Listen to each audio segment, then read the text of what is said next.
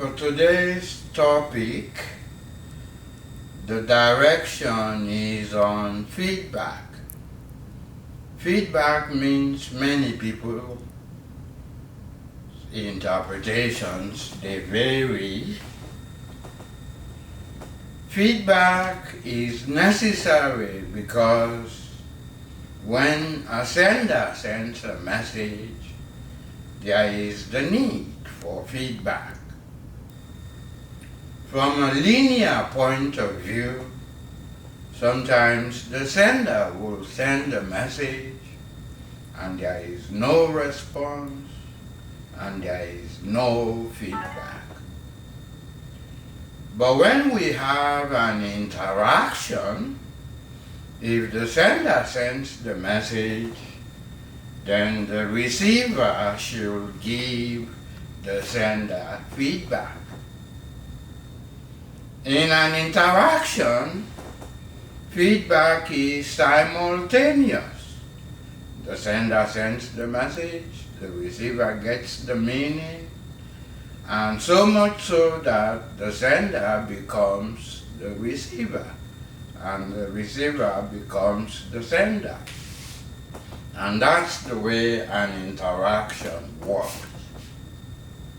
Feedback is necessary even when we communicate within the self. I'm thirsty, I get a drink. I sense feedback within myself.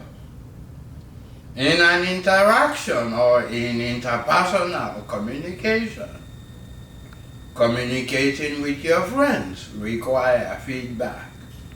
Let's go out for dinner. Communicating with your loved one requires feedback. When they send a message or when you send a message, feedback is necessary. Communicating within the family requires feedback. When a parent talks to a child, how they respond, that's feedback. Communicating in the workplace requires feedback. When you are hired, your performance evaluation. So feedback works within the self and it works in relationships. In small group communication, when you are solving a problem or making a decision, sometimes the interaction and the transactions and the networks require feedback.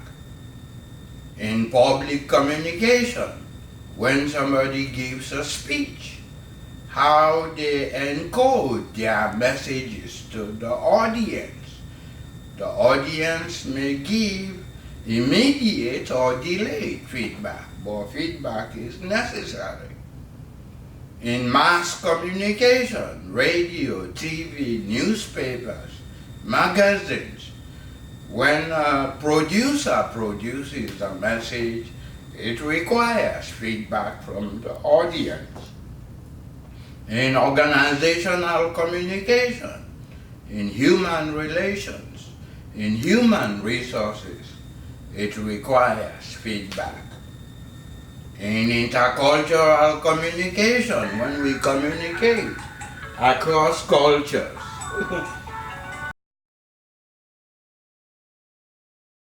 occurs at all levels, in a linear, in an interaction, in a transaction, and in all forms of communication. So the way I'm going to end the topic of feedback is to talk about two things.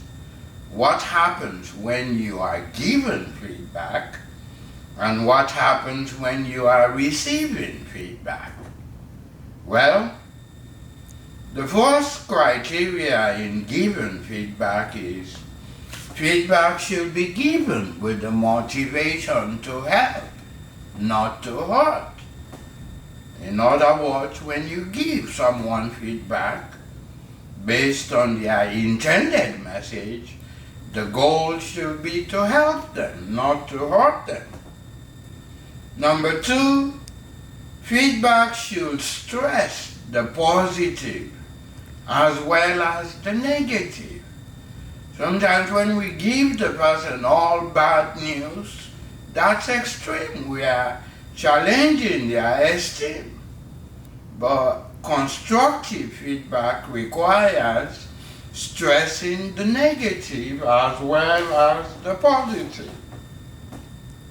So feedback should be given with the motive to help the person to grow, to develop, to understand their individuality. So the next section is what happens if somebody is giving me feedback. How do I receive feedback? Well, a way to receive feedback is to view the feedback as a description of my behavior as it affects the other person. It's neither right nor wrong.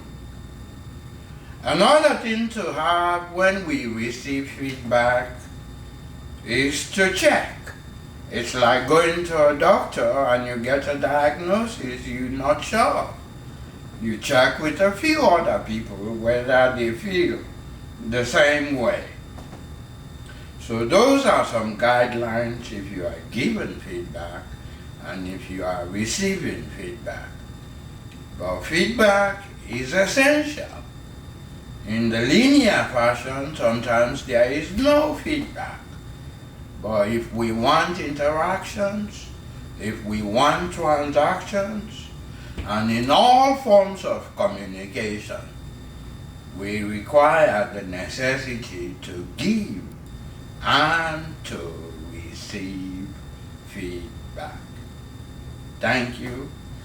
And my personal feedback is I've taken the time to write 5 textbooks. And the textbooks are classics. They introduce the ideas of communication.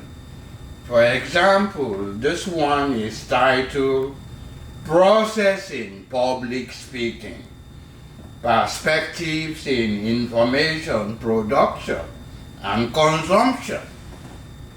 And even this topic is related to the topic of feedback. How do we consume when we hear messages from someone who speaks in public? That requires understanding the nature of the traditions of public speaking. The second book is called Experience in Interactive Interpersonal Communication. This has to do with relational communication, friendship, romantic, workplace, family communication, communication in the community.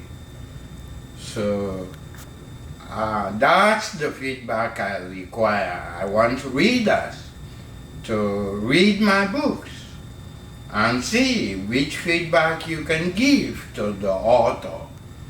It takes a lot of effort and it takes a lot of research to write a book. And when a book is in relation to the audience, then feedback is necessary. Get a copy today. Give me feedback. Thank you.